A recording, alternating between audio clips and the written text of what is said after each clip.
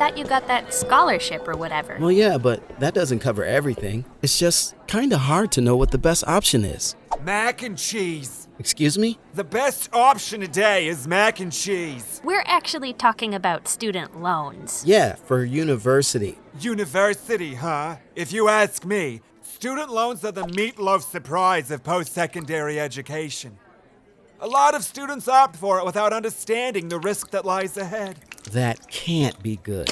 Student loans come in two basic food groups: government-issued and private. Depending on where you live, government-issued student loans are offered through federal programs, provincial programs, or a combination of both. Private student loans and student lines of credit can come from banks, credit unions, schools, or other private institutions. Government-issued loans have a fixed rate that's set by the government. The interest rate for private student loans varies from lender to lender. They're often variable rate loans, which makes them unpredictable and potentially more expensive than government-issued student loans over time.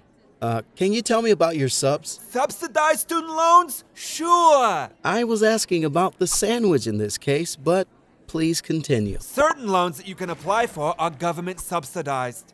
This means that the government pays the interest on your loan while you're in school. What? That's awesome. Private student loans and lines of credit are not subsidized, so interest starts accumulating from day one, and you're responsible for paying it, even while you're a student. In that case, I want the sub one. Well, it's not that simple. You need to make sure you qualify for the loan you want. There is a range of federal and provincial student loans available, and they all have their own eligibility requirements. Some of the criteria are very basic, like being a full-time student and maintaining good grades. Other loans are only available based on financial need, which your application helps determine. Do private student loans have all of this eligibility stuff? Although private lenders don't tend to factor in your financial need, they may have other requirements similar to those associated with regular personal loans. You may need to have a good credit score, for instance, or have a parent co-signer. There are lots of options out there to choose from. But what I'm worried about is what happens after graduation. Oh, I know what happens. You and your classmates throw your square hat things really high in the air and everybody cheers.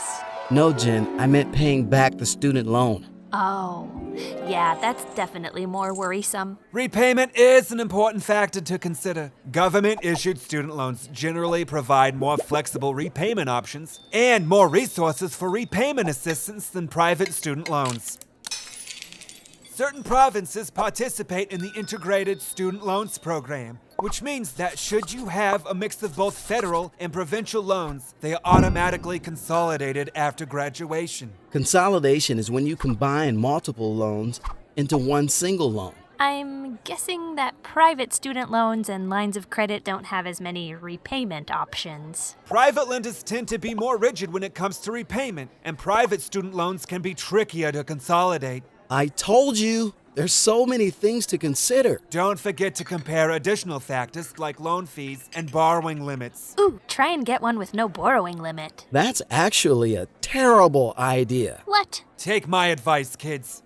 Only borrow what you truly need. Because just like these extra spicy buffalo wings, though it might seem like a good idea to load up, you will definitely pay for it later. Ew. That's nasty.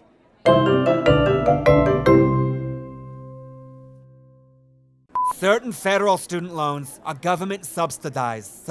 Subsidized. Cut. Let's do this again. That's a long thing to say. I need you to concentrate. It's a hard word to say. Take two. I'm only a lunch lady.